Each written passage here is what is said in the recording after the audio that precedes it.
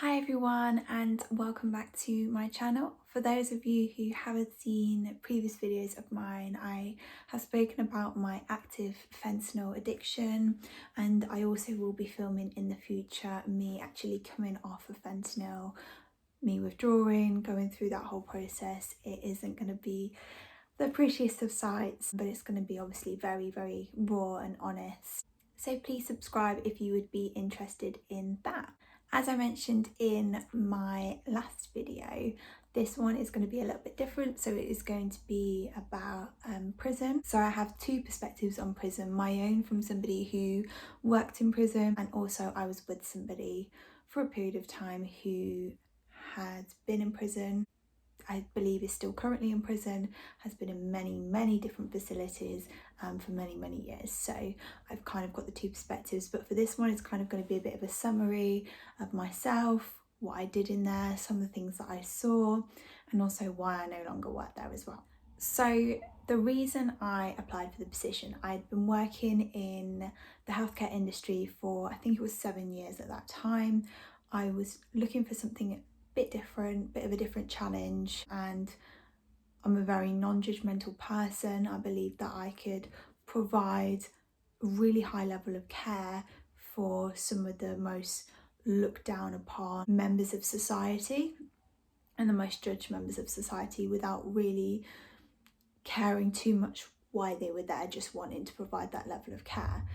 My expectations going into the job were very different from what actually happened. Not the job itself, but more so about the environment.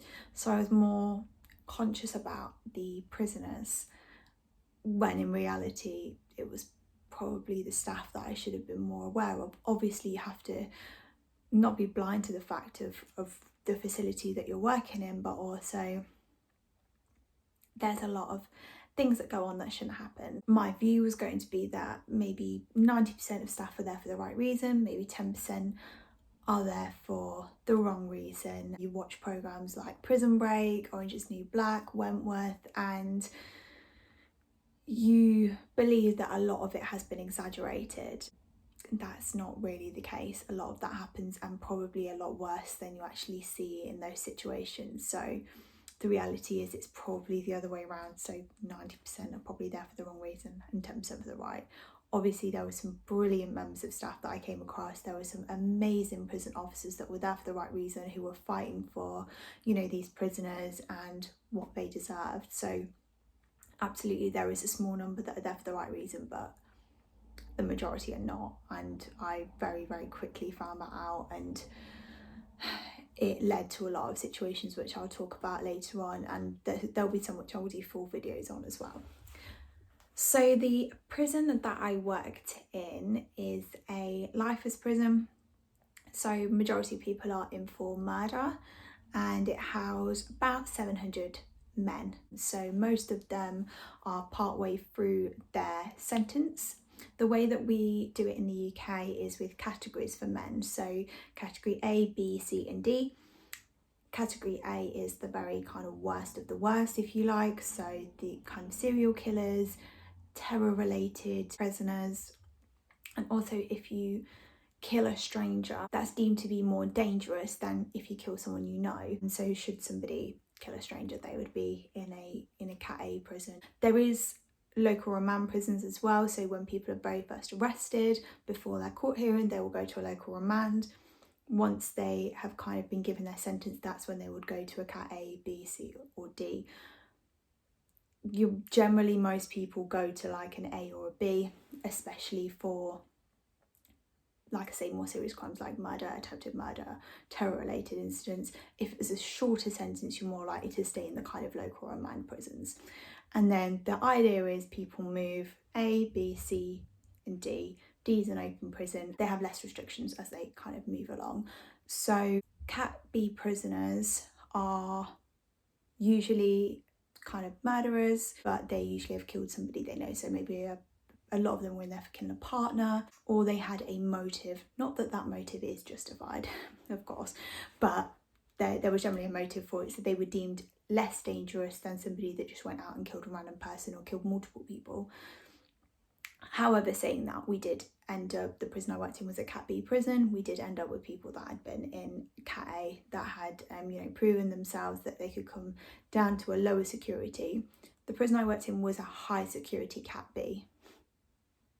Just bear that in mind, high security, for what I'm going to say later on. So it's deemed as a high security Cat B because we did have some really renowned, infamous, killers and people that were well known for what they did. My job was working as a healthcare assistant, healthcare support worker. Basically, I worked in the healthcare department. I assisted the nurses with doing things like medication, with doing the methadone program, with doing emergencies, with appointments, booking in appointments, actually with the appointments themselves, sometimes in the pharmacy department. Basically anything to do with the healthcare we did, and also assisting some of the older or more disabled prisoners. That would also be something that I do every day. I'd go and pop and see them, or if they had like a long-term issue. Some of them were terminally ill, so we'd go and check upon them. Some of them needed their observations doing, so checking blood pressure, oxygen levels, all that sort of thing. So that would be some of them. Others, it would just be a case of assisting them with showering, seeing if they wanted to get their dinner, all that kind of thing. So generally what would be provided on the outside, but in there. The problem that I kind of battled with a lot, and this kind of leads on to a bit what I was saying previously, is a lot of people aren't there for the right reason. So the idea was, when I came onto the wing, I was supposed to have an officer with me at all times, going around and seeing these prisoners. That very, very rarely happened. As I said, there were some really, really great officers, and some of them, as soon as I would walk onto the wing, would say, yeah, I'll come around with you. I wouldn't even have to ask. Other people, I would ask and they were like, no. I could see they were not doing anything. We were just sat in the office. And I would say, but it's your job to come with me. I don't carry things that you carry. I don't carry batons. I don't carry handcuffs. I'm not trained in the way that you are. I have very, very minimal training on how to deal with these people if something did go wrong, if somebody did come for me, if somebody did attack me. My training is very, very minimal. You have a lot of training. Your job is to also help protect us with lesser training, as well as yourselves. I'll watch you out the window. For a start, majority of the wings, you couldn't even see where I was going from the window. So what help that was, I don't know. And if I had been attacked, how long would it take for them to come out of the office, unlock one gate, lock it, unlock another gate, lock it, and then come and help me? I could be dead by that point. Do you know what I mean? It was pointless, and it was like fighting a losing battle, because I would ask and just get ignored time and time again. It was really, really difficult, and that I did struggle with. Luckily for me, I had quite a good relationship with majority of the prisoners. I had no issues with there was a couple, and I think I will do full videos on the times that I really, really did have issues with prisoners. There was a time that I was threatened by a prisoner and I was put in very serious danger by the prison system. Like I say, I'll do a full video on that, but majority of the time I had no issue with the prisoners because I treat them with respect, and I always said to them, as long as you respect me, I will respect you. I'll treat you with that same level of respect. And I always made sure if I said I was going to do something, I would do it. So to give you an example, I saw a prisoner and he said, can you check when my dentist appointment is? I've lost my slip. Yeah, of course. I went, I came back and I told him when it was. And he looked at me like amazed. I was like, are you okay? You all right? And he's like, you actually remembered? You actually came back? I was like, well, yeah, I told you I was going to. He's like, nobody does that here. He said, when you walked away, I did not believe for a second you were going to come back. He said, nobody here does what they say they're going to do. And so, okay, well, now you know, if I ever say that I'm going to do something, I will do it. And he was like, thank you, I really, really appreciate it. The thing is, these people have been treated like scum of the earth most of their lives. Majority of these have had the most horrible of upbringings, have had the most horrible start to their adult life, and that's why they've ended up here. Not saying what they did was right, not justifying it whatsoever, but they're used to being treated like scum. So when you actually do what you say you're going to do, they are absolutely so amazed and delighted that you could do that for them. And it's something as simple as just telling them a date that they asked for. So because of that, I generally got on with people quite well.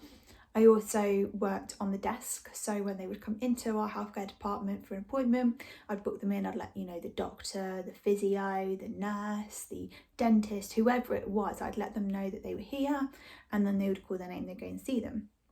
So quite often they would come and see me and say, "Oh, Miss, can I book an appointment?" Yeah, no worries. And then, these people are lonely, they've probably got no one to talk to a lot of the time, so we'd start saying, "Oh, my mum's going in for an operation," or "Oh, I've got a visit with my kids this weekend," or whatever it is. And they would start telling me stuff, and a lot of the time they would actually start telling me why they were in there, and they would start opening up to me. It never crossed any boundaries that it shouldn't cross. Obviously I wouldn't have allowed that, but if they want to have a chat with me and tell me about their family and what have you, who am I to stop them? And from there, next time I see them, I say, "Oh, how's your mum doing? Oh, did you see your kids?" And just kind of make conversation with them. And because of that, I think that really helped my situation and helped me have a good relationship with them. And that always helped to have a good relationship with people, because they trusted what you were going to say as well. They trusted that you were going to do what you say. And also the fact of the matter is, a lot of the time I'm walking around by myself. I'm really tiny. I'm really small. I would be a very easy target should somebody want to do something. But other than that one time I was threatened, I had no issues whatsoever. I worked there for a year with absolutely no issues. And I came to find out partway through working there, half the cameras don't even work. So yes, there is security watching the cameras, but really and truly, what help is it when the cameras don't even work? So those corridors I'm walking down, sometimes with hundreds of prisoners and me walking in the opposite direction, anything could happen, and the cameras didn't even work. So, and this is what I mean about the security issue that they had.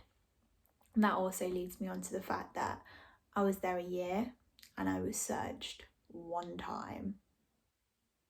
One time in a high security prison was I searched once, and a week before I started, a gun was found in the prison. You would think that that would help them to increase the security, but no, they didn't. And there's another story I'm going to do about that whole search situation, because it was absolutely ridiculous. The whole search was ridiculous, and it made me realise that actually there was no point in even searching me. And it made me realise how easy it would be should I be the kind of person that would want to. Obviously I'm not, but should I be the kind of person that would want to take something in there, that would want to be as corrupt as many of the officers are in there, how easy it would be to do that. And it was scary. It was really scary, because I was thinking, if I could easily do that, imagine all of these other people that work here, how easy it is for them to do that. And it's obvious, because the amount of drug overdoses we went to every single day, and they would blame that on visits. Well, I'm telling you now, I know for a fact they were not just coming from visits. There's no way that amount of drugs could just come from visits, because from COVID, visits didn't happen for what, nearly a year? And you're telling me that there was no drugs in that prison, there was no mobile phones, there was nothing that shouldn't have been in there? Yeah, right. Yeah, right. Okay, fine. There was all of that stuff still there, I can guarantee it. And that is what I mean by 90% of people, I think, are in there for the wrong reasons. There is a big proportion that are in there to make some extra money, because it is so easy. Because I was there for a year and I was searched one time. It would be that easy for people to take stuff in, and this is the reality of it. They call themselves a high security prison. Well, you want to act like it's a high security prison and stop people bringing things in and putting us at risk. And there was also a proportion of people, I believe, that were there for, well, I know that were there for a power trip. There's, situations that I saw of people getting beaten black and blue for no real reason, and that were denied healthcare, were denied going to hospital. I saw a situation about this guy that got absolutely beaten black and blue. He couldn't even see. He could not see, and he was left. They said, "Oh, he doesn't need hospital." Yeah, I think he does. No. And I was just a healthcare assistant. No one's going to listen to me. There was so many horrible situations where I wanted to speak up, and I tried to speak up. I tried, but who is going to listen to me? I'm just a healthcare assistant. I'm not even a nurse. My plan was to go on and train to be a nurse. Obviously that didn't happen. That was a plan. That was what I really wanted to do, but I was driven out of working in the prison system, and I'll come on to why that is. Some of the things that I kind of witnessed in there that really really opened my eyes and really will stick with me forever. We saw a lot of attempts of people taking their own life, and that is something that will haunt me forever, especially one situation. Trigger warning here. There was times when people were suspended off the ground, and one guy we got to was actually blue and he wasn't breathing, and that will stay with me forever. And the battle that you have because these people don't want to be in this horrible place where they're getting treated like scum of the earth. You know, this guy was in the segregation as well. Segregation's a horrible place as it is. He did not want to be here, and we're fighting to keep him here, and he does not want to be. He's fighting for us to, when he started coming around, he was fighting for us to get the oxygen off of him. He was trying to get the oxygen mask off, and I was holding his hands trying to stop him. And it's such a horrible thing because he desperately doesn't want to be here, and we're having to try and keep him here because that's our job. But it's such a difficult thing mentally when you know how much these people do not want this. They do not want to be here. Some of them have got 99-year tariffs. You know, they could be in for the rest of their lives, and a lot of them will be in for the rest of their lives. They don't want to be here. They don't want to be in this place. And I kind of feel like, as awful as it sounds, who am I to stop them? But then it is my job and I have to stop them. And that battle mentally was really, really difficult because I knew my job, I knew I had to, but when you can see how desperately people don't want to be here, it's really hard. So that was something we saw a lot of. So I would quite often assist the nurse who would be the emergency nurse. So she would get called over the radio, she or he would get called over the radio to say there's been an emergency incident. So the way that it's done is we have a code blue and a code red. So code red is generally there's going to be a lot of blood. So whether it be stabbing, whether it be really bad self-harming, it's generally what we're looking at. Code blue is everything else. So it usually is like breathing related. So whether it be like a heart attack, whether it be somebody suspended in air, drug related, but it's all emergencies. So we'd know what we were kind of generally facing when we'd hear that over the radio. So I'd assist the nurses. Obviously they would lead it and I would just be there to help out where I could with the training that I'd had. So as I said, we had a lot of drug related calls as well. So drug overdoses, spice being the main one. Spice was everywhere in that place, absolutely everywhere, and to the point where members of staff would walk onto the wing, be there for a matter of not even minutes, and they would come off and they would have to go home because they were that dazed and they were that not with it. It is absolutely rife in prisons in up and down the country. I can't speak for the countries, but I know from staff that have worked in the prisons, it is literally everywhere. It's the one thing that majority of them want. It sends them into almost like a zombie-like state. It's kind of known as being that kind of drug. So they will be basically unconscious. We will then go in, try and see if we can rouse them in a way. If we can't, then getting them into some sort of position. You've then got a matter of minutes because by the time they start coming a little bit too, they generally get really violent. So you want to get the hell out of their cell and lock that door so you are not stuck with them. So that was something we dealt with all of the time, like many calls a day of drug overdoses, like I say, especially spice, but it could be anything really. Nothing was kind of unexpected, but we knew generally if it was code blue, it would be one of those two things. In terms of kind of code red, one thing, as I mentioned, was stabbings. There was quite a lot that happened while I was there. Only one, I think, that I actually got called to with the nurse. That was quite difficult to see, and this guy had literally been slashed head to toe almost, and they'd used a double blade, so you can imagine what that's like. Awful, and the state that this young lad was in, he was like a little kid. He really was, and a lot of them were like little kids. A lot of them had like I say, lived awful lives, been in young offenders institutes, then gone over to the adults, so that's from 21 plus. And it was like speaking to little kids some of the time. You had to almost like speak to them like you would a kid. You know, if they weren't taking their medication, you would have to go up and say, right, come on now, come and take your medication. You know that you need it. This is going to help you. And you would feel a little bit weird because these are older than me, a lot of them, but they would respond well to it, because if you've been in an institute for so many years, it's almost like time's frozen. You become institutionalized, and you know, whatever age you went in, if you were a teenager when you went in, it's almost like you stay like that age. And that's what we found with a lot of them. They were like little kids, and it was like dealing with a teenager. You had to almost like mollycoddle them a little bit. It was really strange, but you did kind of get used to it in that kind of way. With some of them you definitely would not treat like that. You know, the old school gangsters you don't want to be speaking to like that, but the younger lads actually a lot of the time responded quite well to that. And this was like a young lad who had been absolutely,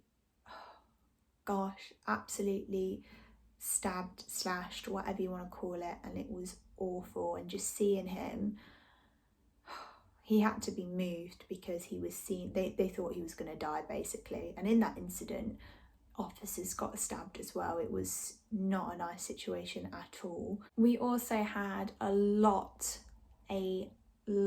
of self-harm incidents.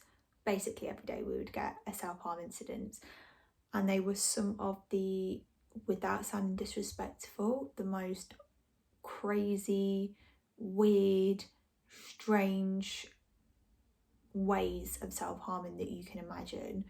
And I get it, they're very, very limited on what they have.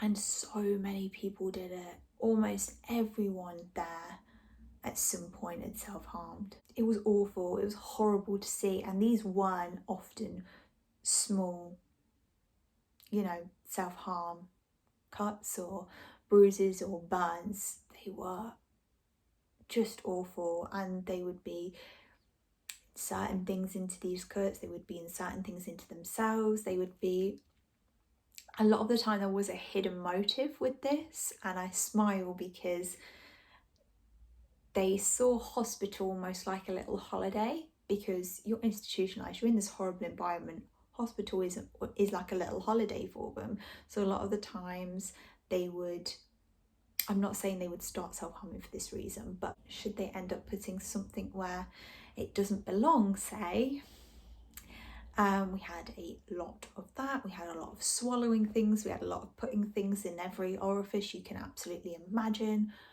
Was to go to hospital to have that little break. And they would tell you that was the reason they were doing it. They would absolutely tell you, and they'd say, can I go to hospital now? Can I go? I think I need to go to hospital. Oh, I definitely need to go to hospital for that. And they knew what they were doing. You know, a lot of these are very intelligent people. They know what they're doing, and you could see it in their eyes. And they would say, oh, does that mean I need to go to hospital? And, you know, I smile at it. I'm not smiling at what they did, because obviously some of the things they did, like I say, they would swallow anything, drawing pins, sellotape, pens, spoons, whatever they could possibly get their hands on. It didn't really cause them any major damage, but usually they would have to go to hospital just to have a scan or whatever it might be. So that is something that does make me smile when I think about it, because it was like a little trip almost for them, especially, like I say, if some of these are in there for the rest of their life. That's the closest thing they're getting to a trip. But obviously some of the self-harming was just awful, was absolutely awful. It was horrible to witness people in that much despair. Like I said, with the attempts at taking their own life as well, just being in that situation, it is just horrible to witness. And it broke my heart, like, to watch people be in that situation. I just wanted to help. I wanted so badly to help, and there wasn't really anything I could do. I did as much as I possibly could. Everything that I said I was going to do, I made sure I did, but there is literally only so much you can do. And it was really difficult. And it is especially difficult when a lot of people aren't there for the right reasons, as I said. There were situations where I was trying to get staff on board, I was trying to get them help, I was trying to get these prisoners some sort of support, and no one was listening to me. As I said, I was just a healthcare worker. I wasn't a nurse, I wasn't anybody higher, I wasn't a prison officer, and nobody listened to me half the time. So it was a situation of a prisoner who was terminally ill, and I tried relentlessly to get him some support. He threatened to take his own life. The way he found out was absolutely horrific, and this kind of leads on to why I left. He found out he was terminally ill. He threatened to take his own life. I reported this straight away. I reported to mental health, and I said, please can somebody go and see him? Please can somebody make sure that they go and have a chat with him? Yeah, okay, we'll do. I was off for a couple of days. I come back, still nobody had spoken to him. I said, why has nobody had a conversation with this guy? It's literally a case of going down there, sitting down there and seeing if you can help him. He's threatened to take his own life. So can somebody do something? Yeah, we will do. And again, if nobody's doing their job, what can I do about that? I would go down and have a chat, but I'm not mental health trained. It isn't my job because I don't have the training for that.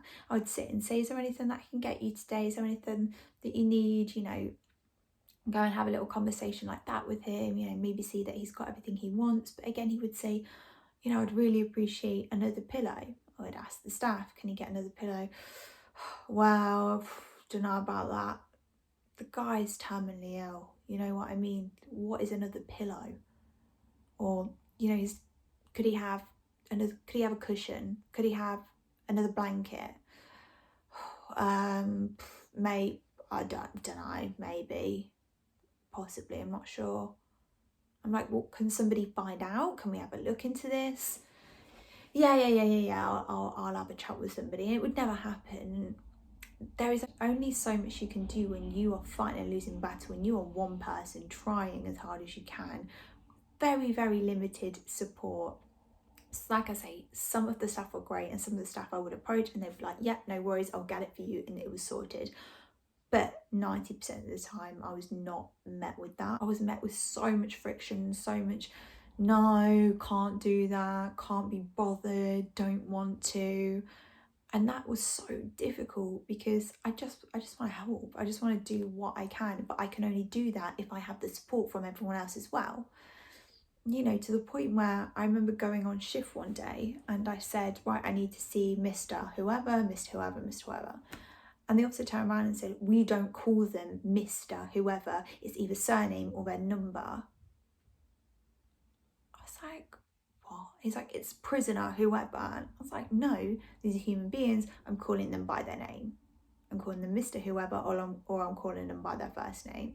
No, that's not what we do. I was like, okay, well, it's what I'm going to do because I'm not degrading them more than they already are being degraded. I'm not that kind of person, not going to do it. So, and that's the sort of thing that I was dealing with all of the time. We would have meetings, we would have healthcare meetings, handovers, so we'd find out what we'd been doing that day.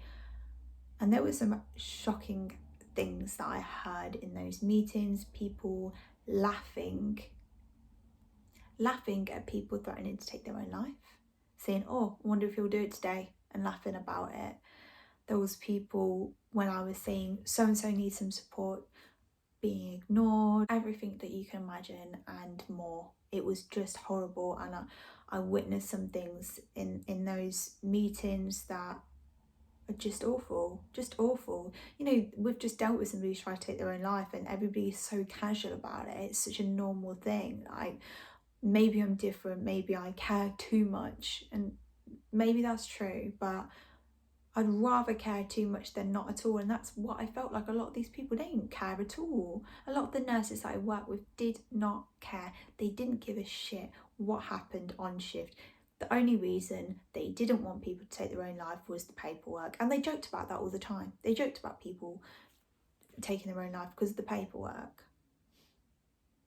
And it's absolutely astounding that you can be in a caring profession, having been in a caring profession for 20 odd years, and not care. The healthcare department was called Health Don't Care by a lot of the prisoners, and you can see why, because that's the sort of thing that we were dealing with.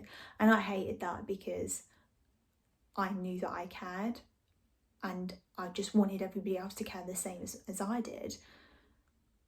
But what can you do? You can't make people care. So before this video becomes too long, because I could literally talk about everything that I witnessed and things that went on forever, but like I said, I'll make videos on some of the kind of major incidents that happened, the searching, the time I was threatened, you know, all that sort of thing. I will make kind of full videos on that. The reason I no longer work there, it's a multifaceted answer. So being in a situation where you feel like you're fighting a losing battle, really difficult, because you just want people to care the same way that you do. So that was really, really difficult. As I said, I was threatened and I was put in a really horrible situation by the prison system where I literally could have lost my life. Nobody cared. I was putting myself at risk all the time for next to minimum wage. I was also accused of having inappropriate relationships with the prisoners because I cared so much. And I believe this came from the fact that I would call people out if they were not doing what I felt like they should be doing to help people, if they weren't supporting me in the way that I was asking them to do so, because it's their job. And I was asking them, please, can you make sure this is done? Please, can you come and escort me to see this prisoner? No.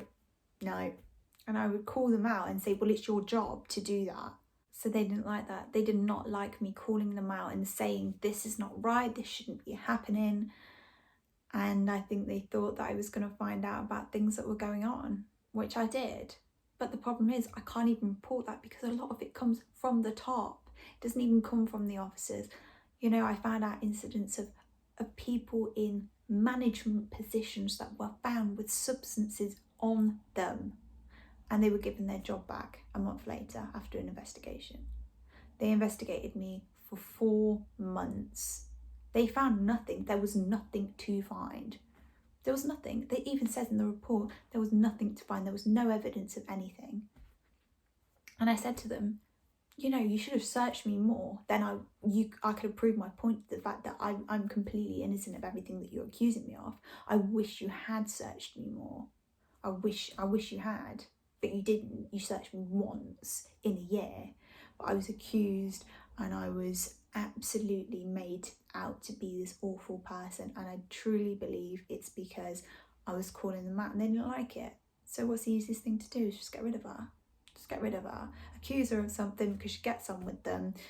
She's probably having an inappropriate relationship, and like I say, I'll do a full video on the reason why I left and some of the insane claims that were reported about me, because it is absolutely laughable when I was one of few people there for the right reason and I was literally kicked out because of that. So very quickly I realised, you know what, I can't work in this environment, I can't do this anymore, and off I went, and I got into the industry that I work in now. So I work in sales, and it's a very, very different environment, but I do miss the prison industry. I think about it a lot, and I think about a lot of the people I used to work with, and I just want the best.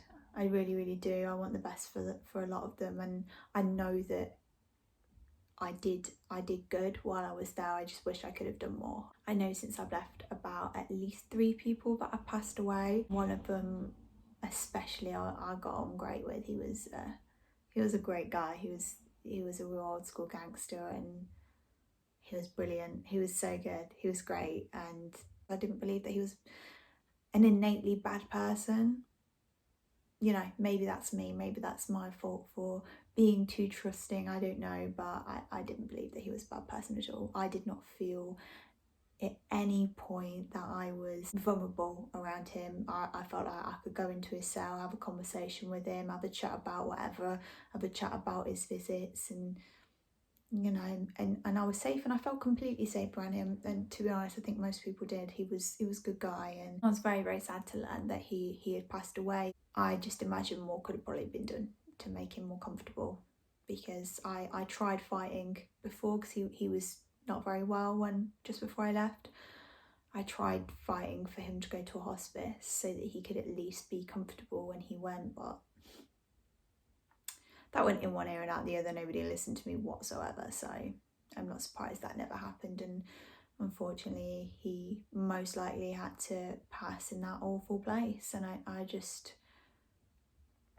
feel for him. I feel for anyone in that situation. So I'm gonna leave this video here. Like I say, I've got so many stories, so many things that I want to share, so many things that I want to raise awareness of, because the prison system is a complete mess. It's so corrupt. It is not what it should be, and it could work much better if just a few things were taken on board, and if more people just cared, more people went into the job for the right reason. If I can at least try and raise awareness of some of the things that happen, it all helps. It all helps. So I really am grateful for you for watching this video, and I look forward to seeing you soon. Bye bye.